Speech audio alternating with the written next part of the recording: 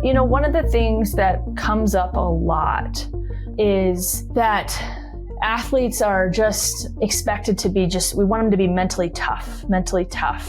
We kind of all have an idea of what that means, but I think the reality is sports psychologists really can't even agree on a definition of what that means, being mentally tough. I think it can be problematic in some ways thinking about athletes, because encouraging athletes to be mentally tough basically is, encourages them to hide injuries. And we're talking about in the cases of, concussions and things like that, there's some real consequences to that. Yeah. This is the Leave It Better podcast, powered by the Side Out Foundation. Here's your host, Hall of Fame coach, Janice Kruger. Today on the Leave It Better podcast, I have a guest, Brooke Rundle, who is somebody I'm super excited about to have her share what she's been working on, where she's come from, and how she's making the world a better place by being in it. Brooke was a former professional volleyball player. She was a club player, a collegiate player. She's the author of Headstrong and the founder of Headstrong Mindset Counseling. The counseling provides holistic mindset coaching, inclusive building, and affirming support for LGBTQ plus athletes. Brooke comes from a family of volleyball. I think I'm going to refer to you as a volleyball love child. And I'm so excited to have you on today. So welcome to the show. Well, thank you, Janice. I appreciate that. I do just want to add a little bit to my background. Sure. Probably most folks know me as a volleyball player, former volleyball player and coach, but I also have a doctorate in sports psychology now. So my focus is really focused on sports psychology and team building. It is, it's not only LGBTQ athletes, although I am a member of that community. It's really focused on collegiate and club and elite professional athletes. And, obviously I specialize in volleyball players because that's my background. Thank you. I'm sorry I didn't include that. I have it all here in my notes. But so could you, what an amazing profession to be in right now with so much focus. And we're all getting an opportunity to watch the Olympics and see some of the mental challenges and things that are out there. And maybe even in some ways, I think, oh my God, they have a way of managing this. For you to be in this field, I love the fact that you have worked with a lot of volleyball, but you've also worked with other sports as well, collegiately, professionally. And I believe we're also connected to the USA Volleyball in their development program.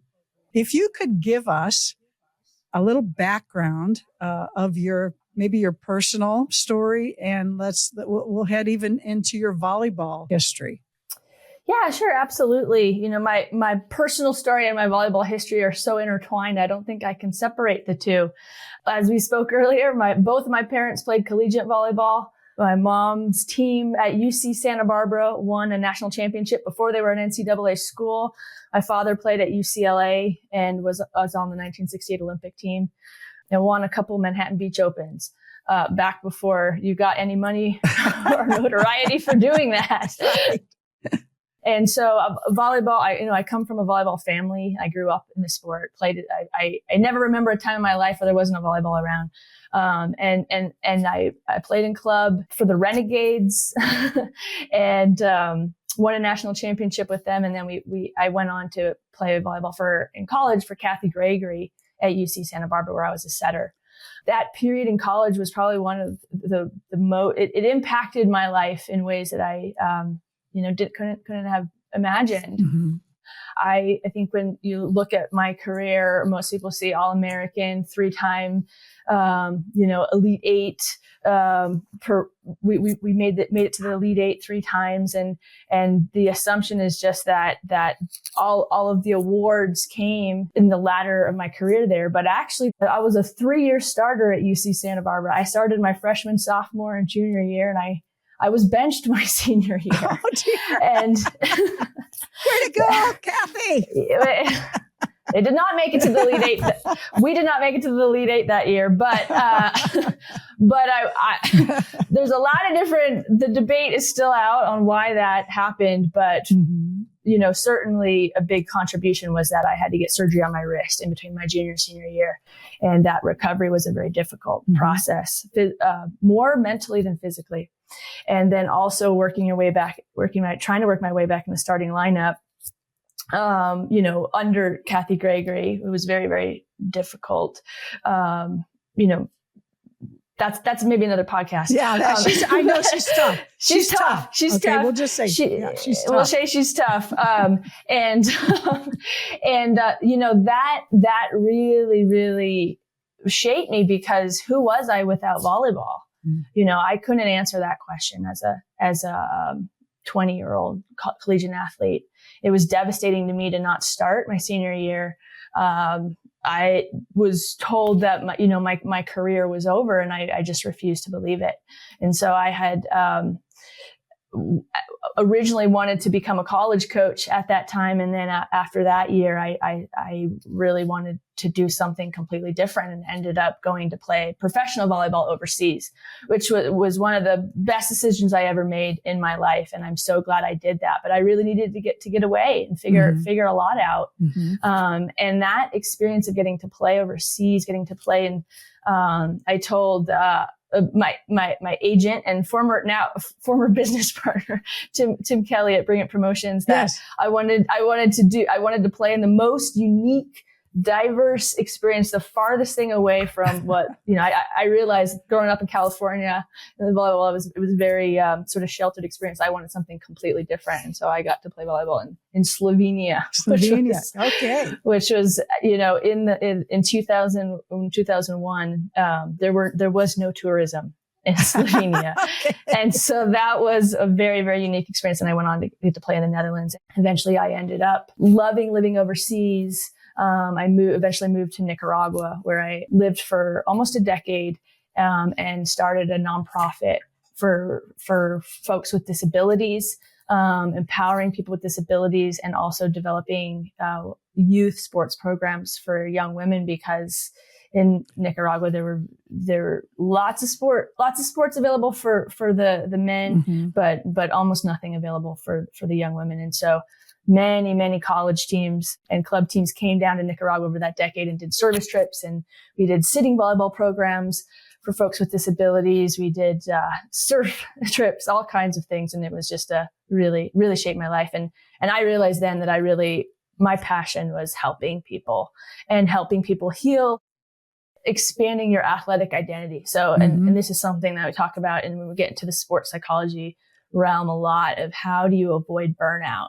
And it's that assessing the athlete's athletic identity. Who are you outside of your sport? If you can't answer that question, your career is going to be threatened by that. So how can we develop the whole person, and ultimately trusting that that's going to actually help make you be a better player?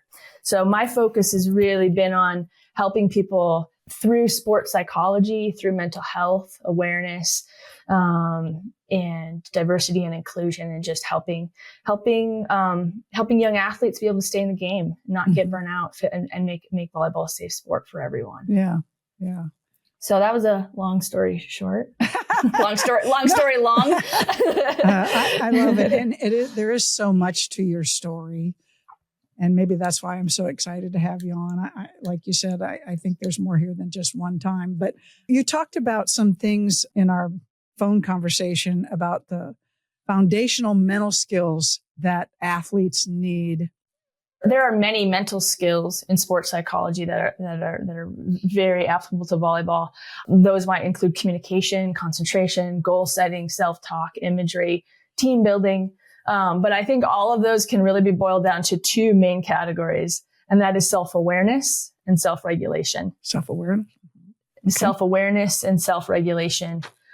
Just absolutely so important. So self-awareness would be just being able to know oneself and one's needs in any given moment, whether it's before practice, during games, post-competition.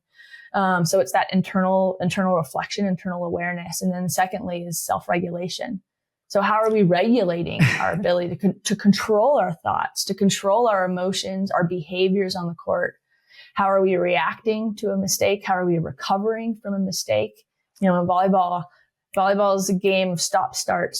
We have to recover quickly. We have an opportunity to. We have in the USA Volleyball National Development Program, we talk about point resetting, right? We have an opportunity to point reset, but we need to have the skills to be able to have that self-awareness and be able to self-regulate. Yeah. And I'm guessing that you have some work that you do with athletes to help build that, because this is stuff that you can train and get really good at, being able to self-regulate. Absolutely. A lot of the work I do with college teams and club teams is for integrating breathing techniques, teaching breathing techniques, teaching imagery, how to use imagery to both self-regulate your emotions and also build confidence, mentally prepare, integration of routines, helping athletes build pre-competition routines, during competition routines. Again, that point resetting is so important, the air recovery. Yeah.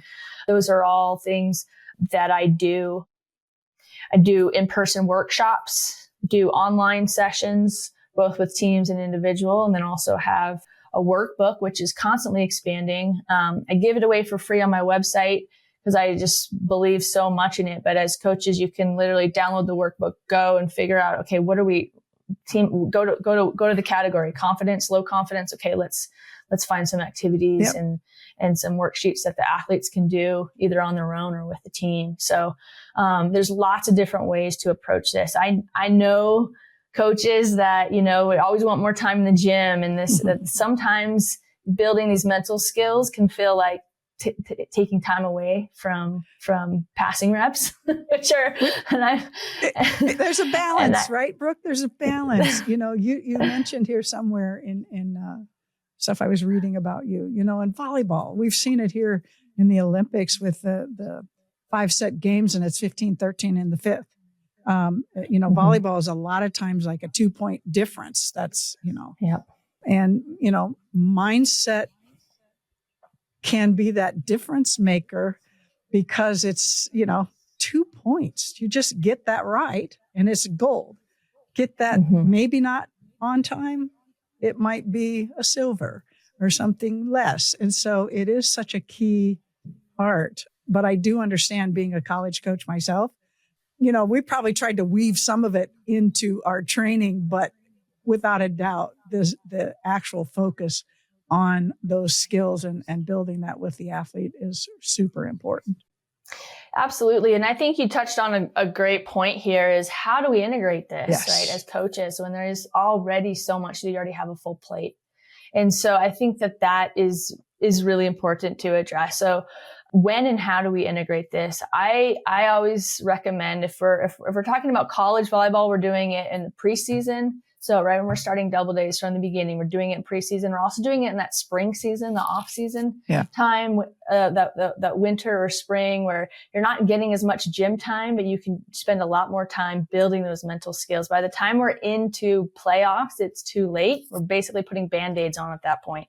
We want to teach the skills long before early on in the season or preseason. For club seasons, we're talking about teaching foundational mental skills at the beginning of the season, and then continuing to build on those throughout the course of the season. I don't expect them to be able to have like a super high level or high, we realize that gym time is limited, but here's the beauty of the mental training, is that you don't need a gym. You don't even need a ball. Think about how much time in your typical club season are you sitting around waiting at those tournaments? Now, come on, there's a lot of downtime. There's a lot of time on road trips. There's a lot of time on airports. In airports, sitting around, it's hurry up and wait, warm up, wait.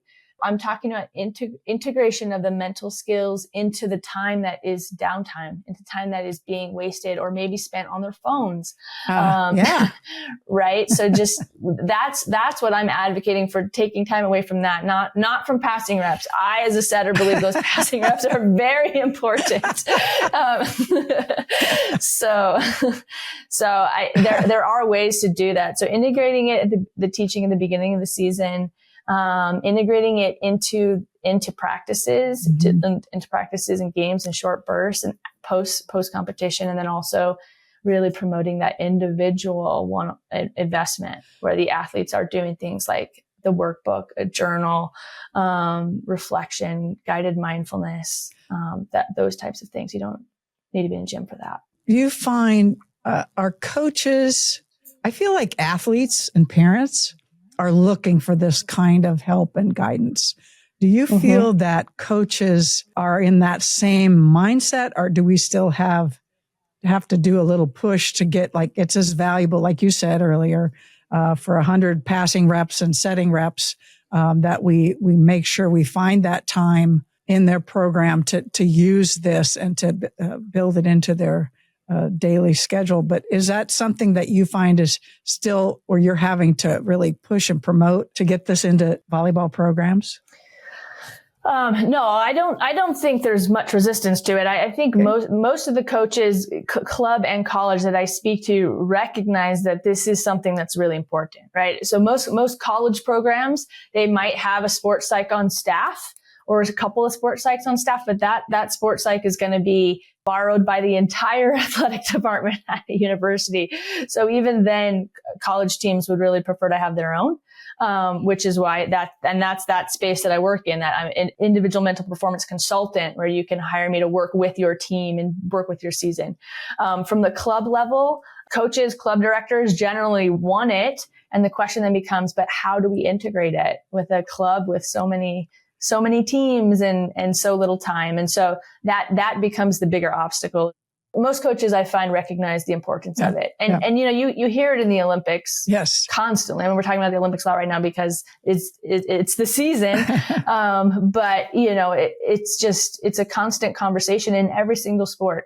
Athletes taking time off, take care of their mental health, that the mental preparation that the athlete is doing before the games, during the games with all the distractions, helping them navigate through the grind. So I think it's not a question of like, is this valuable anymore? It's more like, it is valuable, but how do we integrate it? And so that's what I'm doing is just, my background is in volleyball. So I know the volleyball so well. I've traveled with so many teams. Yes. Oh my God. You are like a gold mine. You're at the end of a rainbow pot of gold of what you have to offer. And just in the book I read, we got this book I read. Oh, thank you.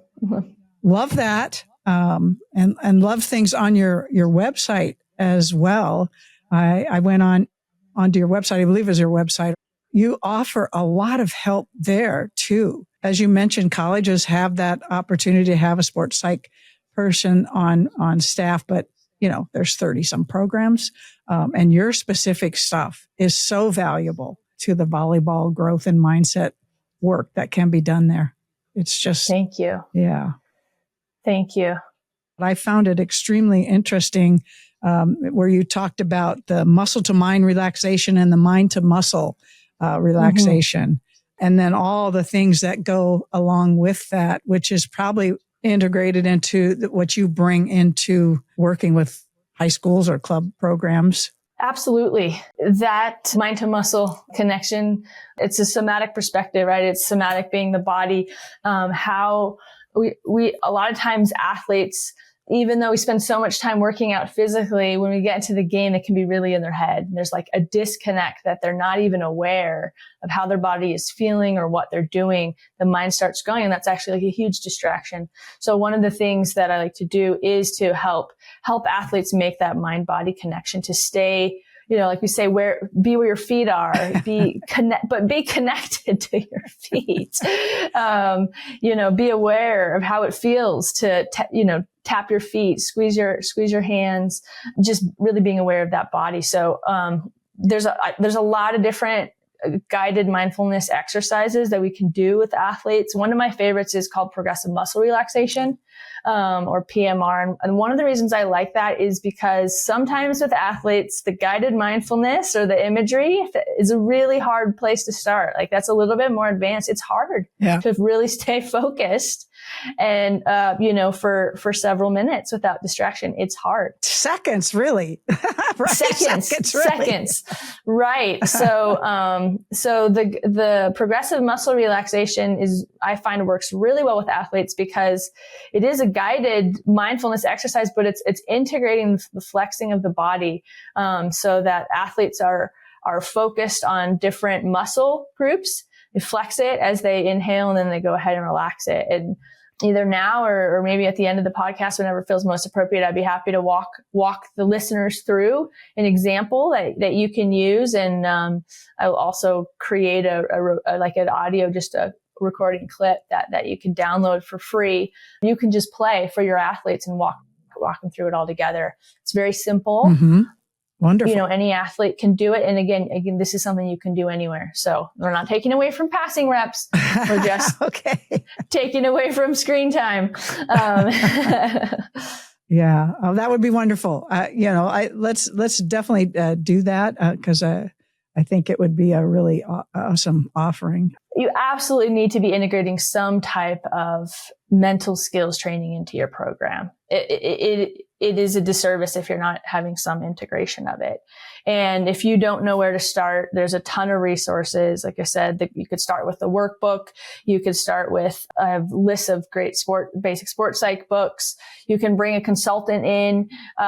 There's ways to do it affordably. Like time and money, I feel like is not a good enough excuse not knowing how to do it. There are really great resources to do this. And why is this so important for the athletes?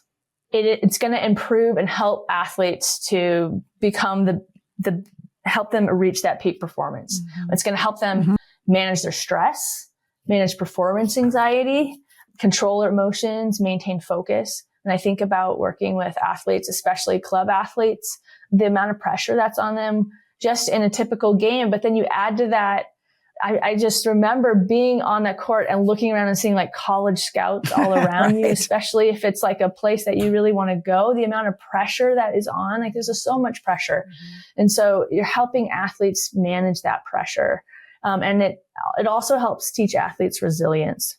So it's giving them the mental skills to overcome adversity and help them bounce back from when things go wrong, from errors or losses or injuries or things outside of volleyball that are affecting their ability to play, mm-hmm. which is obviously, something that is just so important.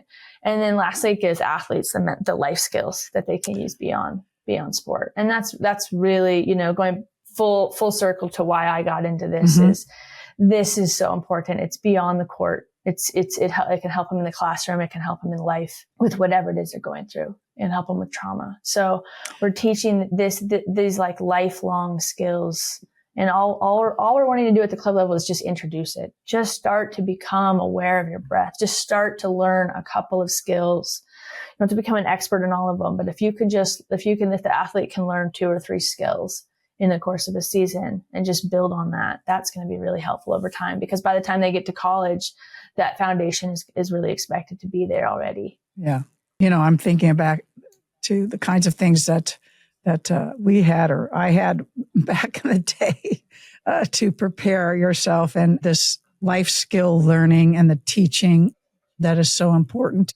I've been witnessing that transforming over the years, and you're walking into some gymnasiums and you're watching some volleyball being played, not only skillfully, but also where you see that there's been work done in this area that has helped them really get to the peak part of who they really can be, their best self. Mm-hmm. And so I absolutely love your stuff. Actually, I have a club program that I'm part of, and the other night we had a conversation that involved Brooke Rundle and what you bring, and it will be something I will be reaching out to you to make that connection, because again, the players and the parents and the coaches are all asking, and you couldn't be a better person to connect to. And maybe you can talk a little bit about if our listeners are really interested in making this happen. We can share some links and different things here, but what is the best way for them to get the ball rolling here? Mm-hmm. Yeah, absolutely. I mean, the best way would be to go to my website and reach out to me directly. And we can include all that information in the podcast show notes. But what I've really done is thought through what do volleyball players need at every single level. And so there's resources for every level that you're at. So if you're a club athlete or a collegiate athlete or a pro athlete, there's going to be resources for you. If you're a club coach and you want to integrate this into your club training, reach out. I have a book club that we can do that you can either do with me or without me. There's different levels, really trying to, again, make it affordable and accessible for athletes, to be able to get these types of resources. And then there's also like online workshops and then in-person workshops. So all of that is available. I also do individual consulting with athletes and individual consulting with coaches. So tons of different resources. Just reach out to the website. Absolutely. One of the things that comes up a lot is that athletes are just expected to be we want them to be mentally tough. Again, coming from playing for Kathy Gregory, that was an expectation. We kind of all have an idea of what that means. But I think the reality is sports psychologists really can't even agree on a definition of what that means, being mentally tough. And I think it's also, I think it can be problematic in some ways when thinking about athletes, because encouraging athletes to be mentally tough basically is, encourages them to hide injuries. And we're talking about in the cases of, concussions and things like that, these are not injuries that there's some real consequences to that. Yeah. Asking and encouraging athletes to be mentally tough as the ultimate goal, I feel like really does not take into account their mental health and the longevity of the potential longevity of their careers. And it can really lead to burnout. And so I like to really encourage this concept of replacing mental toughness with performance excellence. That concept of performance excellence. We're still seeking we're still trying to help athletes reach their optimal potential. But we're doing it less from like a perfectionist mindset. So we're trying to deconstruct perfectionism. I mean, so many of our athletes are high achievers. And that perfectionism is something that really creates performance anxiety. It's not helping them. And we know, everyone on this podcast knows that volleyball is a game of mistakes. Yes. I mean, Karch talks about it all the time. If you're not making mistakes, you're not learning as fast. You're in that comfort zone instead of pushing your comfort zone. And volleyball is a game where you're going to lose about half the points in every match. So mistakes are made, and it's not about the making mistakes. It's about how you can recover for them. And so teaching athletes to be able to have that grace, that forgiveness, it's not perfection that we're demanding. It's not this like toughness, this superhero impossible goal. It's how can we recover? How can we help each other recover? And how can we, do the best we can and also help our athlete be a good teammate and help our teammates be the best that they can be. And so I think that that's just something that's so important. And I think that ultimately really shows up when we see burnout. Sure. By the time athletes get to college now, nowadays everyone's starting so young that by the time athletes are getting to college, they're already burnt out. And that's really sad for me, because college volleyball is such a fun time. Yeah. And not everyone needs to play college volleyball. That's not the point. But the point is that burnout can happen at any level. And it seems to be, from my perspective, sports psychology, it seems to be happening at a younger and younger level. And so then you kind of get to, why are you playing? And we got to get to that why. So really going back to that of helping athletes connect, to deconstruct that perfectionist mentality and that mental toughness mentality and shift into like, what is performance excellence? What is your why? Why are you playing? And how can we support that? Because that's going to make them better athletes. It's going to extend their careers. It's going to make them better teammates and eventually make them better coaches if they go into coaching. So, so many players do. Excellent. Yes. I believe you also have a section, you remind me, and as you said that, about teamwork, helping folks understand teamwork, communication, verbal, nonverbal, and the value of that in the game. One of my favorite things is to listen to the teams as they play. It's so fun as a coach to hear what they're saying, and that little bits, and definitely what they're not saying is great, but you just can hear excellent communication and the way they look at each other, the way they respond to each other, because you say this is a game of errors for sure.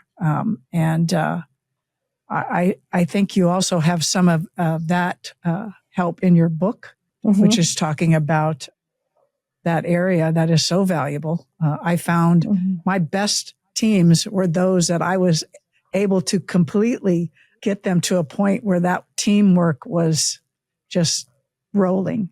Teamwork and team building is my favorite topic. Okay, good. I absolutely love it, because you bring in a group of athletes that are different cultures, different backgrounds, different experiences, different goals, and we got to all work together and we got to all play together. And I think, especially now in a time where our country feels to be getting more and more divided, I really believe in sports as a unifying, as we're seeing in the Olympics. Yeah. So, teamwork is such a valuable skill. And if we can be teaching athletes from diverse and different beliefs and backgrounds to figure out how to work together and play together, to bring out the best in each other and be a good teammate, then I think that we're doing some really good work. So one of the things that I always do with my college teams is starting preseason with values. We've got to get clear on what our values are. And I love this because it brings up so many different things, right. And I have a values exercise that I like doing with, there's a lot of different ones, but where basically the goal is to help the individuals on the team identify their own personal values, and then collectively as a team identify their core team values. And I really believe that that's important, because the individual values, that's going to touch upon your why, right? Yeah, That's like completely connected to intrinsic motivation, extrinsic motivation. Why are you playing? What's going to help you avoid burnout? But then when we get into the team values, having those core team values set at the beginning of the season, if it's something that really important that the athlete shows, it's not the coach putting their values on the team coming up with them. The coach can be part of this conversation, but it's really important that the individuals of each athlete are represented in this decisions around the team values. And then once you have those core team values, that is a tool that, for me, that is your most powerful conflict resolution tool that you have throughout the course of the season. That is it. Instead of making team rules and saying you need no gossiping, no cliques, all these things that come up through, team values. These are what you all decided, but we decided as a team are most important to us. Let's when we have a team conflict, and we're going to have team conflicts, let's go back. If you're not sure as a coach how to navigate it, go back to the team values. Go back to what we all decided as a team is the most important things. And let's look at it from the perspective of our team values. How would compassion respond to this conflict? How would forgiveness respond to this conflict? How would honesty, or there's lots of different values. Every team I work with has different ones, and it's just beautiful. But when we look at it through the perspective of a value that a team has agreed upon, it can really diffuse and dismantle the conflict in a way that can be really powerful and healing instead of harmful. That work that's why I always say do it in preseason. You don't want to be working on your values when you're already in conflict. Then it's a very different exercise. You do it at the beginning of the season, and it's a tool that we can come back to again and again and again. And maybe those values evolve and change over the course of the season as we get more clarity, but at least you have your core, and that's so important. Love that. One of my good friends is a gold medalist from the Chinese 84 Olympic team, Zhou Shilan. She told a story to the club that we're together, and she said during that time, I believe in the Olympics there, her coach said, okay, let's picture, each of you have a chopstick. Okay. Everybody has one chopstick. And he goes, take it and let's just, somebody see if you can break it. One of the players, broke it. He goes, okay, now let's everybody bring all your chopsticks together. Okay, let's put all those chopsticks together and we're going to hold it like this and let's see if you can break it. It was like, it still gives me goosebumps today of that visual thing that I can see and the value of what you're talking about in terms of the team values, and being able to be there through and with each other. I just absolutely love that. I love it too. Have you ever heard that before? I love it too. I've heard it done with paper. Okay. The pieces of paper, but I like the chopsticks. Chopsticks are good. You can go to the restaurant and get a bunch of chopsticks. Yeah, right. As an athlete, no matter where you are, we want you to answer this question. Define who you are without mentioning volleyball. Define who you are without you mentioning your sport. And if that's a really hard thing for you to do, then you know that there's some off balance there. And so that's where we need to build. And so it can be as simple as starting to find different hobbies for that off time, playing a different sport, which I'm a huge proponent of. I know not all coaches are going to love that, but it is so important. And although it might feel like it's taking away from volleyball now, eventually it will, I truly believe it will elongate your career. It will help you avoid burnout. And it'll make you a more balanced player and more resilient for when those obstacles come throughout your career, which they will. They will in some form. They will. I have been coaching for a lot of years, and I am just still, as a young player, I am still so in love with this game and what it has brought and what it can do. And to have you right now bringing out as a player and such a rich history and providing help and more education to facilitate the continued growth of our sport. I am so thrilled and so happy to have you on here today to share that. And I'm hoping I can shine the light on you and we can so people know where to go to get your help to find this book and to benefit from your knowledge and your expertise in the field. Brooke is going to share an exercise with us. And if you could give us a briefing of kind of what that will be, and we'll go through it here. Absolutely. What I'm going to do is I'm going to walk everyone through progressive muscle relaxation. So progressive muscle relaxation, progressive means step by step, and you're going to go through a step-by-step process to relax all your major muscle groups. The technique is based on a principle called resting potential, which means that same muscle groups cannot be tense and relaxed at the same time. So by relaxing muscle groups one at a time, you can actually learn to achieve total body relaxation. And when we get started, what I'll have you do is I'll have you take a deep breath, hold it for about 5 to 7 seconds while you flex a specific muscle group. And I'll walk you through which muscle groups to be flexing. We'll go through the whole body. And then I'm going to ask you to release the tension as you exhale. And the more you practice this technique, the faster you're going to be able to achieve that relaxed state. And like I said earlier, one of the reasons I really love this as a grounding technique for athletes is because it's not all in your head. It really helps get athletes out of your head, connects with your body. And it also really focuses you to remain, it helps you to remain focused instead of kind of drifting off, letting your mind wander. It's hard when you're actually integrating that body. So we can go ahead and we'll go ahead and get started. And so invite listeners. What I would encourage you to do is just get yourself in a comfortable seated position, or if you're in a gym, you can be laying on the floor, put your feet up the wall, however you want to do it, whatever feels good to you. Go ahead and close your eyes if you're comfortable. If you're not comfortable, if you don't feel like it's safe to do that, then just go ahead and have a soft gaze with your eyes. Maybe stare at something in a gym or something distant. But just go ahead and relax. Go ahead and tune into your breath. You don't have to control your breath right now. Just be aware. Are you breathing through your nose or your mouth? Is your inhale the same length as your exhale? Just being aware of it. You don't have to control it. Notice how your breath patterns might change as soon as you turn your attention towards your breath.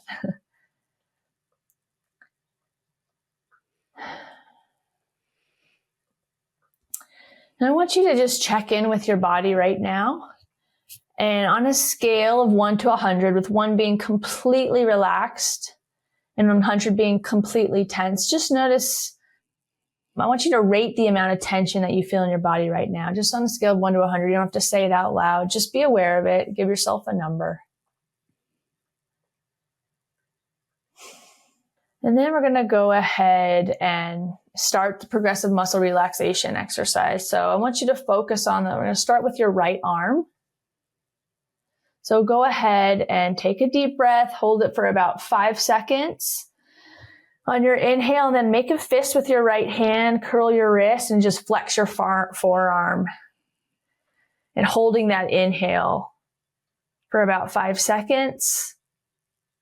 And then exhale, just releasing your forearm, maybe letting your forearm drop, letting your hand drop wherever it lands. Then we're going to go ahead and move to your left arm. So go ahead and inhale, holding that inhale for about 5 to 7 seconds. And while you flex that left arm, maybe put your hand into a fist and curl your wrist, flexing it, and your inhale. As you flex and then exhale, just release. And then next we're going to go ahead and move over to your lower back and shoulders. So take a deep breath. Hold it for about 5 seconds as you arch your back slightly, push your shoulders back. Pushing your shoulder blades together as you flex, holding that inhale. And then exhale, release. Just letting it go. And then we're going to move to your midsection and your stomach. So go ahead and take a deep breath, holding it for 5 seconds as you pull in your stomach, bend at your waist forward, maybe lean forward about 6 inches, flexing your abs, holding that breath, and then exhale, releasing all the tension in your stomach as you exhale. Then we're going to go ahead and move to your right quadricep. So go ahead and flex that right quadricep, holding on the inhale for about 5 seconds. Flexing, and then exhale, release, letting it go. We're going to move down to your right calf. So go ahead and bring that, pulling your toes towards your head, flexing that right calf as you inhale for 5. And then exhale, letting it all go. And then go ahead and shift your attention to your left quadricep, that left thigh, flexing your muscle on your inhale, holding that quadricep, and then exhale, release. And then we're going to move down to your left calf muscle. So go ahead and flex that foot, pulling your toes towards your head as you inhale. And then exhale, release. Then we're going to go ahead and we're going to go up to our head.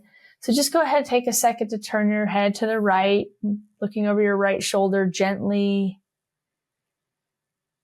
And then turning it to your left. And now I want you to go ahead and take a deep breath, and I want you to focus on flexing your muscles in your lower face. So go ahead and clench your jaw together, press your lips together, press your tongue to the top of your mouth as you inhale, flexing, and then exhale, release.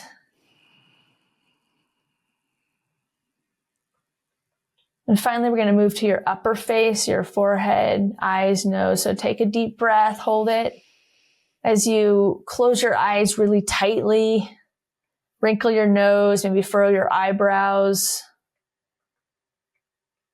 And then exhale, release. So now that we've gone through all the major muscle groups in your body, I want you to just scan your body again from head to toe. And just notice, is there anything, any part, any place in your body that is still a little tense? Go ahead and do that. Follow that same practice. by focusing on that muscle group, inhaling, tensing, flexing that muscle group, sending a little attention and love to that muscle group, and then exhale, just releasing it all, letting it all go.